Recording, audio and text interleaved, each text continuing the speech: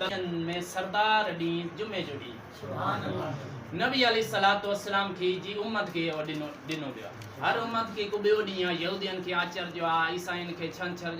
यहूदियन के छंछर जो आ ईसाईन के आचर जो आ बुद्ध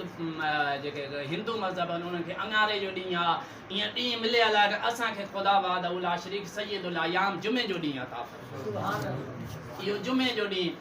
हिन डी ते मुझे नबी अलैहि सलातो वस्सलाम फरमायो तां उते कसरत सां घणी तादाद में दुरूद पाक जो तोहफो मोकिलींदा सुभान अल्लाह जेकॾहिं तव्हां जुमो पढ़ण लाइ तयारु थी वेंदा आहियो जुमो पढ़ंदा आहियो पोइ जुमे खां पोइ या जुमे खां पहिरियां कोशिशि कयो जेतिरो ॾींहुं सिज चढ़ण खां सिज उभरण खां वठी सिज लहण ताईं कोशिशि कयो घणी तादाद में तव्हां दुरूद पाक पढ़ो पोइ उलमा किराम फरमांदा आहिनि केतिरी तादाद में असां दुरूद शरीफ़ पढ़ूं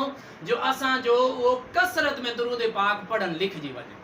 उलमा इकराम फरमाइंदा घट में घट 300 दफा ता पांजे सरदार सय्यदुल सरदार नबी अलैहि सलातो वस्सलाम ते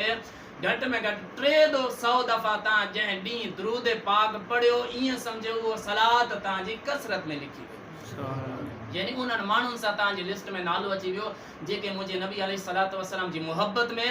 कसरत से दुरूद पाक पढ़ंदा आहिनि बल्कि हजरत उबई बिन काब रदियल्लाहु ताला अन्हु सहाबी रसूल अर्ज कियो या रसूल अल्लाह सल्लल्लाहु अलैहि वसल्लम ता जो जेके इया फरमान आ त मुझे मुते घणी तादाद में दुरूद पाक पढ़ो केतरो भला मा दुरूद पाक पढ़ा तो नबी अलैहि सलातो वसल्लम फरमायो फर्ज इबादत का पोए जेकॾे तू दुरूद पाक पढ़न चाही तो त जेतरो तुजो रूह वणे तो तू ओतरो पढ़ सुभान वो हद को दे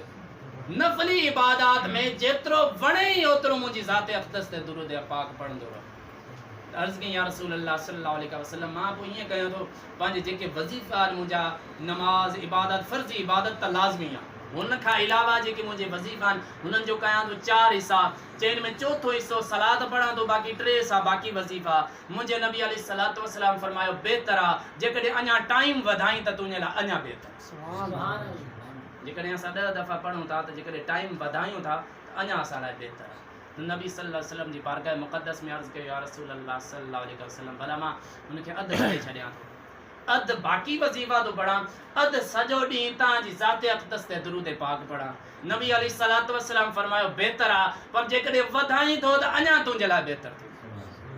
वरी 3 हिस्से ते अची या रसूल 3 हिस्सा जेको टाइम आ ॾींहं जो ओ ता जी जाते अक़दस ते मां दुरूद पाक पढ़ा तो बाकी चौथो हिस्सो वजीफो कया तो या रसूल भला हाणे सही आ पान सल्लल्लाहु अलैहि वसल्लम फरमायो त इयो बेहतर आ जेकॾे अञा वधाई त अञा तुंहिंजे लाइ बेहतर सुभान अल्लाह अर्ज की या रसूल अल्लाह पो सजो डी ता जी जाते अक़दस ते दुरूद पाक पढ़ा